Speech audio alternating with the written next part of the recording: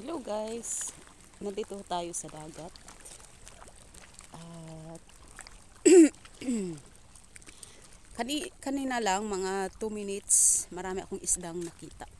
Naglangangoy sila ng lumalangoy. Ayan. May mga maliliit tapos medyo malalaki. So ngayon ay 11 ng tanghali. Alas 11 ng tanghali.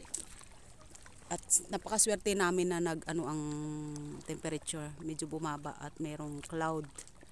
Kaya hindi masyadong sobrang mainit. Kasi kahapon grabe at nung isang araw at nung nakaraang 4 na araw grabe ang init. Sobrang init, parang nasa Pilipinas. So saka yan guys, nagtambay. Oh, yan. Nagtambay yung yate sa atin. Sa harap natin na yan. So nagtambay sila sa harap.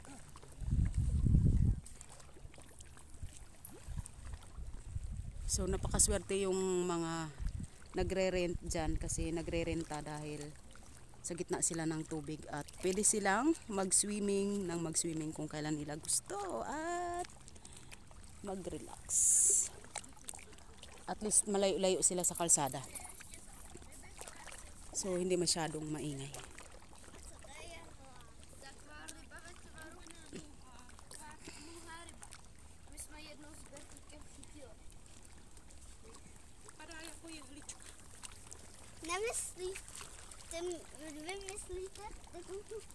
Siguro yung salita nila kung hindi Italiano or Croatish or Croatia ang salita nila. Kasi ang pumupunta naman dito karamihan sa mga turista is German, Italian at Croatian. So, ayan guys, ang mga naglalakad na parang Boracay lang style. So, ayan ang barko.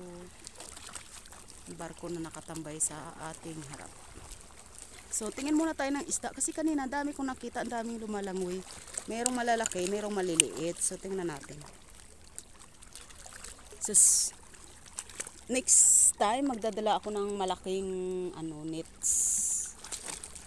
Yung sobrang malaki para pag inano ko dyan, mahuhuli natin yung isda.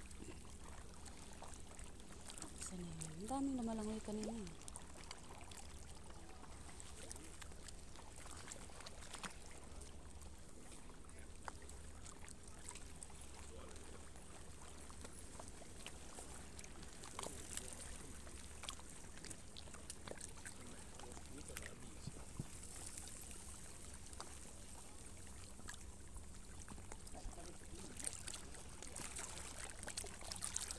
So, napaka-relaxing ang dagat guys. At nakikita natin yung hotel na yan. At doon pa banda may malaking hotel, mag-o-open pa lang. Siguro ang kwarto niya ay, kasi sa harap binilang ko, ang hanggang 3rd floor, 11 rooms. So, di ba ang hanggang 3 floors, ang unang floor is 11 rooms. So 2 times 1 is 2 times 11. Aba, hindi na ako marunong mag-math. 1 times 11 is 1. 1 times 11 times 2. Sorry. 11 times 2 is 22.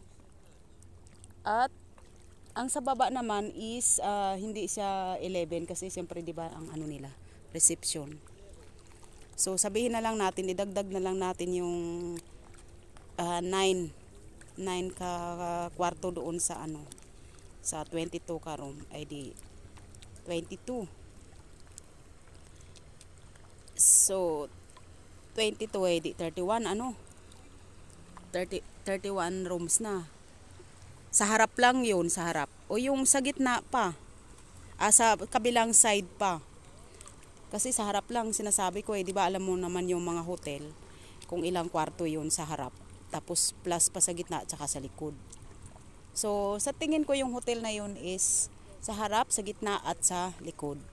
So di ba, naku, ilan na yun, dami na nilang marami na silang maipong ano doon, mga guest, at magkano na kaagad yun sa isang araw. So makakabayad na sa, ay ano, ang daming isda guys, ayan oh, ay ang laki yan, oh ayan, ayan, ayan. Ay grabe, wow, sarap. Sabi ko sa iyo, pag mayroon tayong nets na malaki, mahaba, mahuhuli natin yun, tapos biglang iihawin pag nahuli natin sila. So yun, sabi pa sa namin.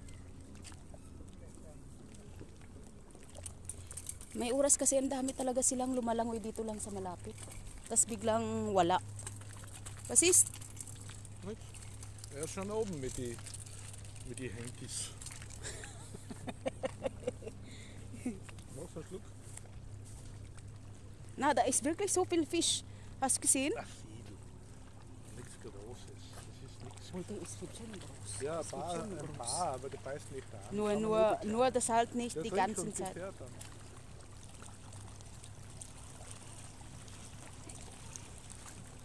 Na, weißt du was ich denke gerade? So ein große runde Netz, so wie was so im Swimmingpool. Und dann nehme ich das mit und wenn willst du ich mit da stehe, Aber willst du kleine dann kann ich Fische- sie erwischen. Willst du kleine Fische essen? Warum, es gibt ja auch groß, das kann leicht erwischen. Kleine? Schau, so wenn Sigmar heute, er hat gesehen so eine, Man darf gar nicht mit einem großen Netz fischen. also Nein, das darf man nicht. nur mit so wie bei was da Weil verboten. überall, wo du hinkommst, musst du für Fischen bezahlen. Nur in Kroatien nicht. In Italien musst du für ganz normal Fischen auch schon bezahlen. Und bei jedem See in Österreich, bei jedem Fluss, musst du zahlen für eine Tageskarte kaufen. Und Nur hier hier nicht. nicht. Also, Ja, braucht man aber sich- das kommt braucht man sicher. sich gar nicht aus. Du kannst nicht mit Netz anfangen fischen. Ja, aber das kommt sicher irgendwann Das einmal. darfst nicht. Die kassieren sicher irgendwann einmal. Dort, wo wir gestern waren, hatte einer so eine. Runde, gell? Auf seinem Boot hat er neben dem Boot so eine Reuse runterlassen, weißt du, wo mit Futter, Ja. wo die Fische reingehen. Ja. So eine Falle, weißt du. Hat er runterlassen von seinem Boot. Sieht niemand unter dem Boot, dann steht das. Ja. Und dann erwischt er manchmal was. Das ist sicher nicht manchmal, das ist Kann, sicher können immer. die Skampi, Langusten gehen auch rein. So, das kommt dann. So, kanina mas Ausflugs. nakita doon. Ditong isda. Ja, die haben ein eigenes Boot mit, Ja. was für die Leute hin und her fährt. Gell? Ja. Siehst du? Mhm. Da bringt die Leute rüber Ach so, zum Essen gehen oder was. super, wirklich. Deswegen haben wir gedacht, das ist eine Idee. Buti na lang, nag-parking sila dyan. Oh. Napakalaking barko. Tapos yung mga pasahero, sumasakay ng maliit na Aber boot. ich möchte wissen, wo Kakain. der Kapitän steht. Ja, essen und trinken. Ja, Das der ist Kapitän natürlich. ist ja, ist ja zu tief, alles. Er sieht ja nicht ordentlich.